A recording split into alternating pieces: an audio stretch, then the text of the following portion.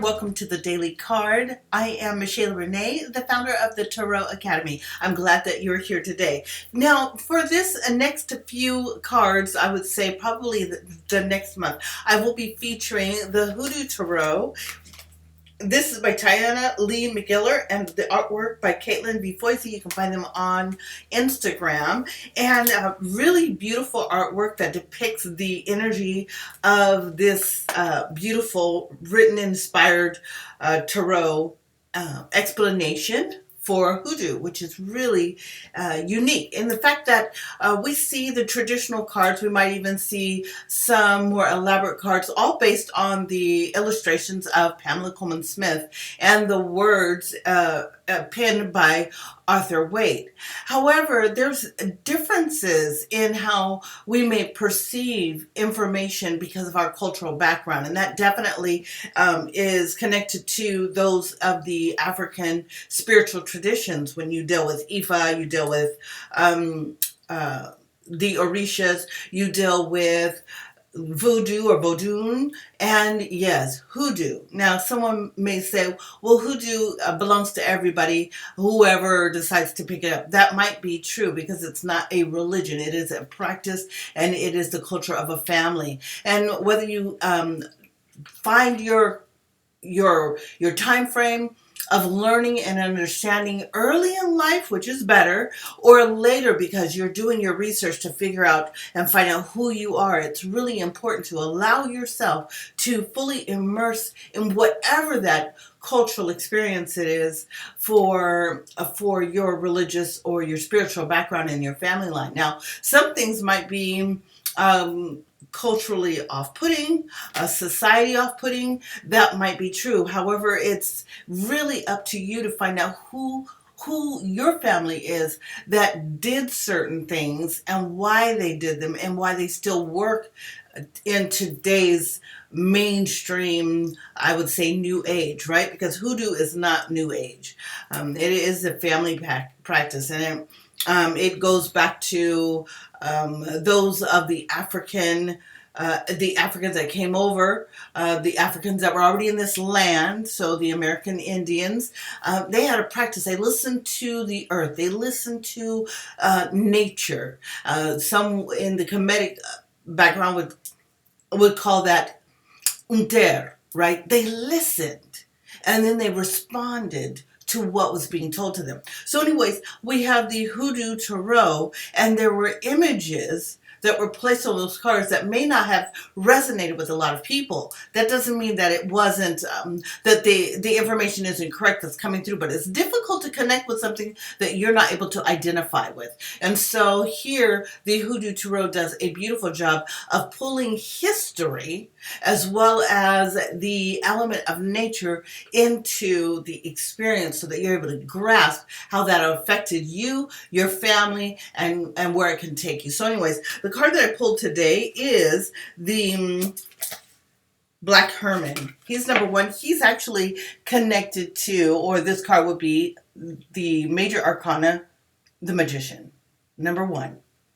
So Black Herman. However, it did show up reversed today. I'm going to go ahead and read what that is about so that you're able to see why that is of importance. So first up, we pull up the Magician, and then it's understanding as to what it means if it's reversed. Does that mean it's negative? Not necessarily. It's only one card today, right? It's not coupled with other things to be able to determine if it's showing up negative for you or that you need to do something different. However, every card that's presented, yes, you need to do something different. You need to adjust, or you need to allow yourself to be commended in the work that you're doing. Anyway, okay, so going here, we have the Black Herman, the Magician. Now, what I will say is in this book, Tayannah allows scripture to be used. And I'm going to say that down south, you had, and in Vodou, you had the practice of Christianity or Catholicism. So there was this connection to the Bible, but that wasn't necessarily them looking as the Bible or the persons in the Bible was their leader, but more or less what the words were saying so that they could extrapolate what the message is in order to move forward. That's different than worshiping the particular God in the Bible.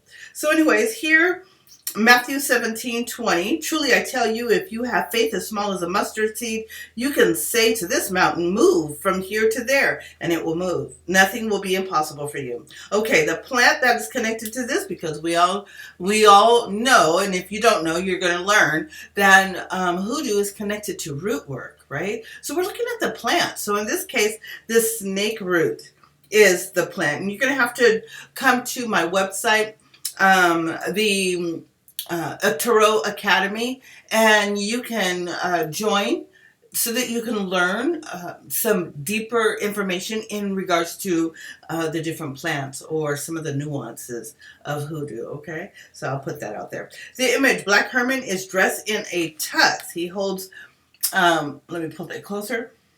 He holds a stick to the sky that says power in one hand and is pointing to a Zulu drum peeking from the Virginian snakeroot bush with the other hand. Benjamin Rucker, 1892 to 1934, aka Black Herman, was the most famous Negro magician in the history of the United States. He adopted the name Black Herman to pay homage to two fellow black magicians he admired, Prince Herman and Alonzo Herman. Black Herman's charismatic personality, illusions, and resurrections after being buried alive made him a national sensation. Herman also made a living selling tonics, mail-order occult courses, books, pamphlets, and talismans that were designed to protect its wearer from white supremacy. Arguably, one of the most interesting aspects of Benjamin Rucker was how he used his platform as an entertainer and a hoodoo man to promote his militant black nationalist political beliefs. To further facilitate his mission, Herman decided to relocate to Harlem in his New York City, which was also ground zero for devout followers of Marcus Garvey. Herman even claimed he was born in the dark jungles of Africa and was an apprentice of Zulu witch doctors, reflecting both his acceptance of Pan-Africanist ideology and a knack for clever marketing. But Black Herman was actually a Virginia native who migrated north in search of greater opportunities and escape from terrorism in the South. He had self-confidence and a strong will to succeed. That was the magic that made him a legend. And I find it really interesting that he came from the Virginias, because in that particular area you had American Indians there. Not Native Americans, American Indians. And so more than likely he spoke an Algonquin language, Algonquin, thank you, language, and he may have been part of the Lenni Lenape tribe or the Nanticoke tribe. There were several different tribes that lived on the waterway, and that would span between the Virginias into New Jersey and New York. So the area would have been familiar to him even by his family during that time. Now, the meaning for this card today. What does it mean for you and I today? Okay? When Black Herman appears in a reading, you're being challenged to make that which you desire manifest. Now, this showed up reversed. So that might mean that you need to study more, or you need to put more concentration or focus and attention on what you desire to manifest. So does that mean showing up without trepidation, showing up unapologetically for whatever it is that you're doing? You might need to. Maybe you haven't been doing it before. I know I haven't. So this is a message for myself. And whenever I come on, I recognize it. It's not just a general reading. It's personal. And so therefore I can see how I need to make adjustments. And likewise, if you're receiving this today and it resonates with you, then of course this is a message for you as well.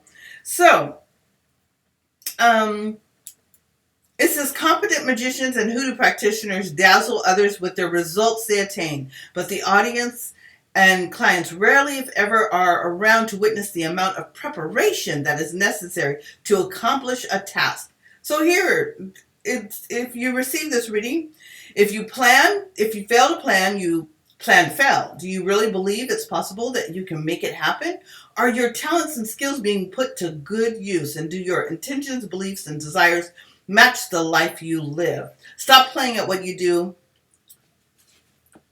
Stop playing and do what you do to have, excuse me, let me say that again. Stop playing and do what you have to do, even if it's hard. And then, are you committed? Yeah, see, like, it took me a moment to say those words because there are things I'm literally processing as I pulled this card. Oh, you need to be more forthright about this. You need to step into your power about this. And even more so, all of us, especially for the last 24 months, our whole mindset has been shifted. We literally got to get from that place. So anyways, that's today's message. I'll see you tomorrow with the next daily card. Blessed be you. I share.